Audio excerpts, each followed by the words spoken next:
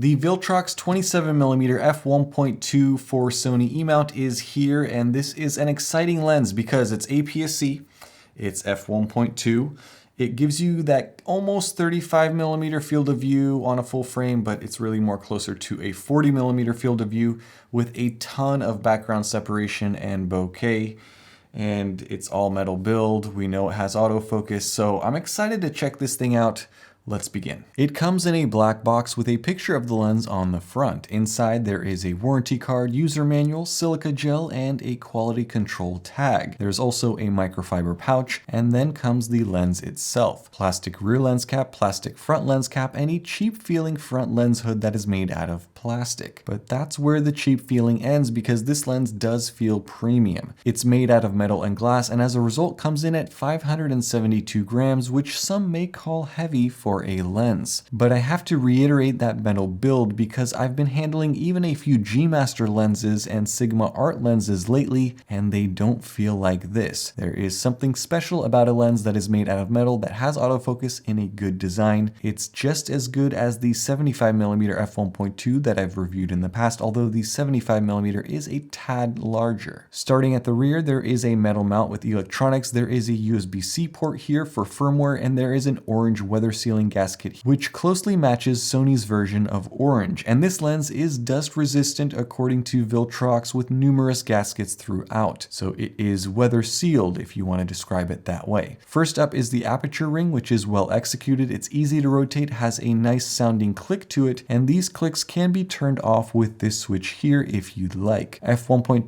to F16, and then a larger click into Auto A. Viltrox logo, lens specs, Pro logo on this side, autofocus manual focus switch, and a focus hold button. The focus ring is next, and it feels excellent, smooth, well damped with good grip, but it is electronic, and with the autofocus of this lens, you'll probably not use it much. Around the front, there is a nice convex front lens element with lens specs again. Image size is listed here, 67mm filter thread, and a minimum focus distance of 0.28 meters. Inside, there are 15 elements in 11 groups and an 11-bladed diaphragm. Focus is handled by an STM or stepper motor, which isn't as good as a linear motor, but this one is silent. It's a very good stepper motor. Mounted on my A6700, this lens is a nice little combo. It does add a bit of weight to the setup, but for street photography and walking around with this, it's really not a hassle at all. So in fact, that is exactly what I did. I took this lens with my camera out and I shot some portraits,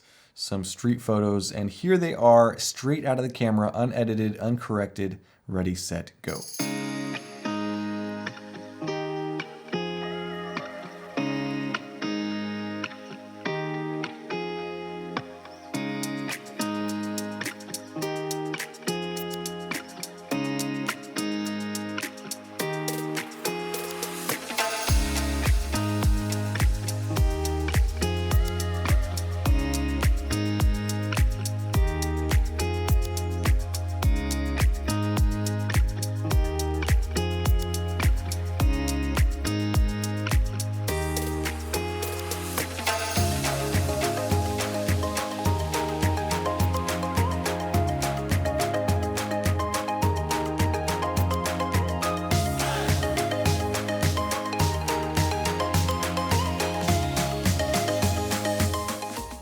Alright, so the performance is very, very good, and almost every single photo that you just saw was shot wide open at f1.2, which is truly impressive. Wide open, this is a very sharp lens, not only in the center, but the corners are surprisingly sharp as well. This is up there with Sigma prime levels of sharpness. If you guys want an in-depth comparison, please let me know down in the comment section. The colors as well as the contrast are excellent, distortions are well controlled, there is some vignetting in the corners for sure, and a little bit of barrel distortion as well, but looking at the shots coming out of the camera with this lens, you wouldn't complain. And fortunately, there is a profile in Lightroom for this lens, so if you do want to correct these things, it's a one-click procedure. Chromatic aberration is very well controlled. There is a little bit of it here and there when you are shooting into the sun, but this is Sigma and Sony levels of chromatic aberration, very low, especially considering, again, this is f1.2. I think Viltrox did a great job with their coding fittings and internal elements to reduce that fringing. Flaring performance is solid. I'm not a fan of the lens hood because it's just too cheap feeling and it seems to come off way too easily, but even without the lens hood, I found the flare performance to be above average. Now, when it comes to bokeh, it's nice and smooth. It's not distracting. Dare I say, it looks smoother to me than the bokeh from the 23mm Sigma. It does cat eye into the edges and the corner, but if you stop this lens down, those bokeh balls turn into actual balls. But again, shooting this thing wide open, it is truly impressive. I think the shots and the bokeh rendering look excellent. Then I have to talk about the autofocus performance, which is surprisingly good. It's fast, it's silent, it's accurate. All of the usual words that I use to describe Sony lenses apply here. And I didn't have any issues with hunting or misfocusing, and tracking is excellent. That being said, focus breathing is pretty heavy, so it's not ideal for video cases in which you'll be racking focus from close to far. The last thing I want to say is that this lens gives you a specific look and it gives you a feeling that is kind of hard to describe when you use it, but it makes using this lens very rewarding. And I don't know if it's just the build or if it's the optics or a combination of everything because it's so fast at f1.2, but I've been thinking about this lens and actually thinking about the 23mm from Sigma because I think there are some similarities and certainly some differences between these two lenses. And the Sigma 23 is more of that 35mm full frame equivalent. This is more of a 40mm full frame equivalent, f1.4 versus f1.2. And certainly there's a size difference. If you want a smaller, more compact setup, the Sigma is the smaller lens out of the two. But I have to say that the recipe of this 27mm f1.2 just makes sense. It gives you that street photography field of view, but a touch closer, giving you more background separation. And when you add that f1.2, the background bokeh and the blurriness makes for a full frame look and experience. It's kind of like that 75mm f1.2. It's an incredibly capable and excellent portrait lens. This 27mm is just as good, except maybe better because you can use it in a larger variety of scenarios and you get more of your surroundings into your shot. So I like this lens a whole lot more than I thought that I would, and it makes a whole lot of sense why Fuji X-mount shooters who've had this lens for the last, I don't know, couple of months, 6 months, 7 months, something like that, have been singing its praises and calling this one of the best lenses available for X-mount.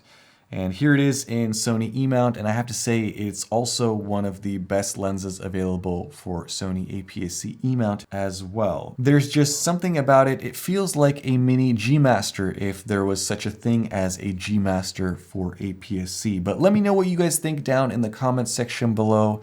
As always, curious to read what you guys have to say.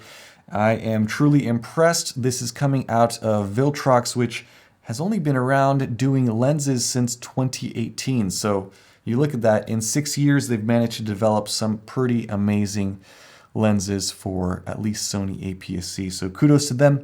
Keep doing what you're doing. And thank you guys so much for watching. Stay tuned for more. Have a nice day. Bye-bye.